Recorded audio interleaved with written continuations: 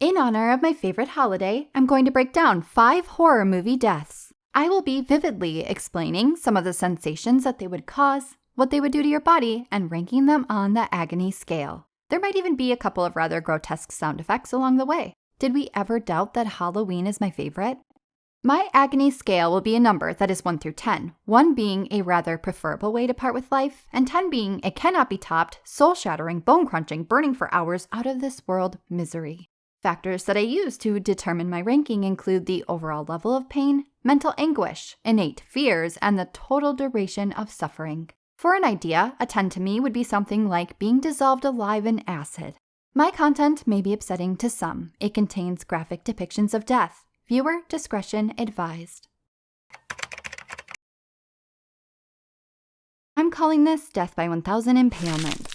A spring-lock suit is basically an animatronic with its many springs and razor-sharp pieces locked in place. This makes just enough space to stuff a very unfortunate human. Just a single sneeze, giggle, or muscle jerk can unlock all of the pieces, causing the suit's middle parts to implode and explode inside of the human body. Once the suit fails, within moments you'd become a disfigured heap of shredded meats, bone fragments, and bloody DNA forever fused to the animatronic.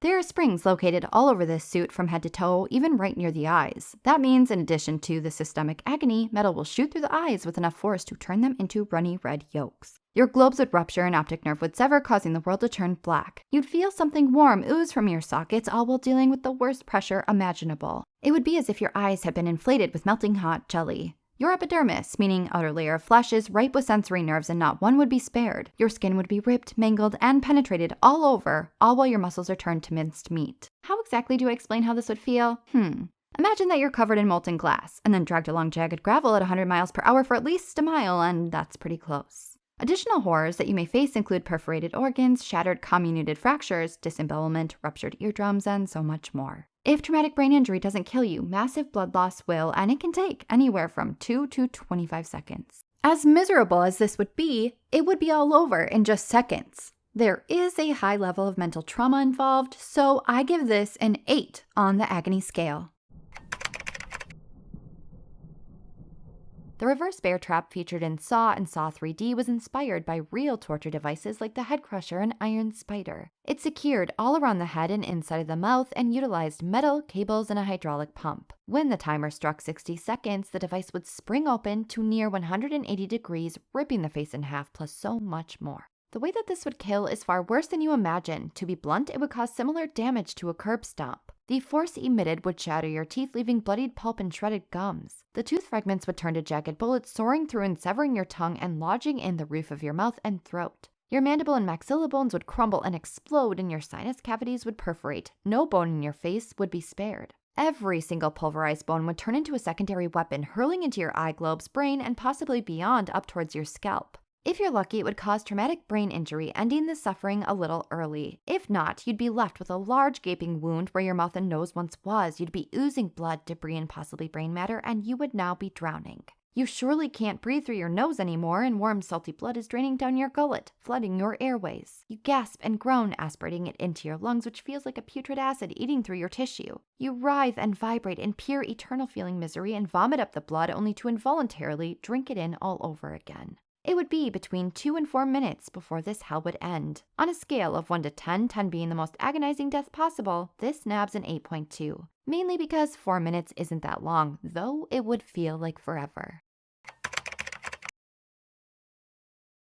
The head of a hammer is made of steel that has been heat treated to be especially sturdy and hard, so that sucker's going to hurt. The average force of a hammer hitting a nail is 100 pounds, but nobody uses full strength. Just imagine the shocking brute force of a really enraged strong person. You won't see it coming because in most cases it's a sneak attack. You'll simply hear the scuffing of their shoes and...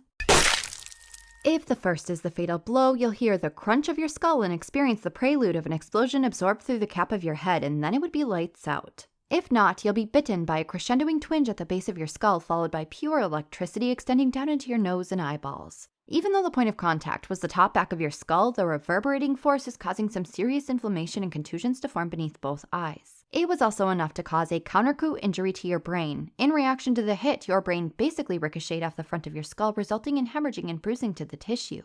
You'll instinctively grab your wound to be met with gooey, warm oozing. You think you can feel a gaping wound, but is it blood, brain matter, or both sticking to your fingers? As you try to make heads or tails of your grim reality, your assailant will be panicking, wondering how you're still standing. They have no idea that you're actually considering that you were struck by lightning because every bone from the collar up is radiating with white-hot electrical bursts. Now you also taste rusty pennies because the smash caused your teeth to chomp right through your spongy tongue, even severing the tip. It's pulsating and swelling like an engorged water bead. Suddenly, you feel your face fly towards the concrete and you catch a glimpse of your skull and brain debris flying. The second blow has been dealt and the trauma is too much to be compatible with life. Because this has the capacity to be a quick end or a drawn-out end, I think we must meet in the middle. Because of that, I rank this a 6.5 out of 10 on the agony scale.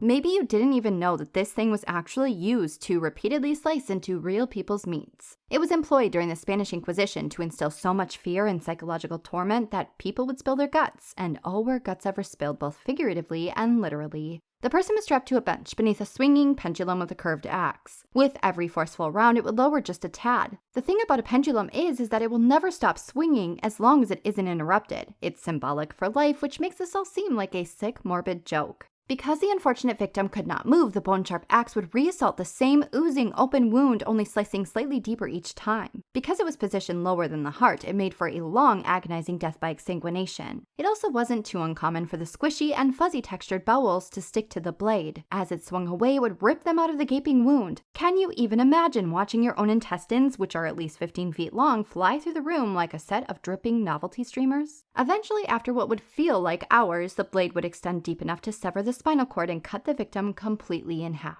This one earns a solid 7.5 on the agony scale.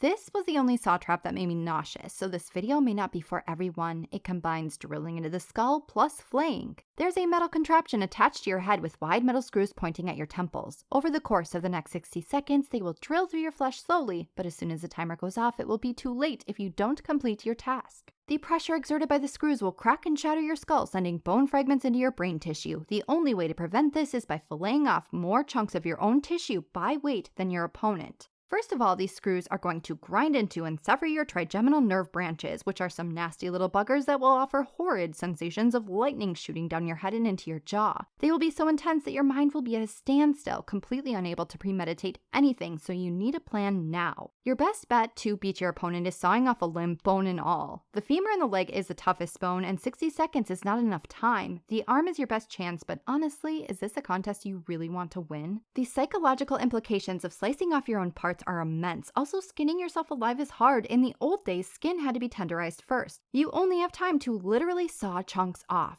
It will feel like you're using a razor blade marinated in piranha solution. You will have to saw super fast, which will generate soul-shattering, raw-ripping heat. Prepare for an external to internal explosion filled with tissue-eating chemicals and shrapnel, and the constant air exposure to your mangled insides will feel like salt in the wound. Shock will not help one bit either. You cannot dissociate because your mind must be present in order to complete this. If you lose and your skull bone shatters, immediate death is no guarantee. If your brainstem is spared, it could actually be many long minutes before death comes. This one gets a 9.5 out of 10 on the agony scale.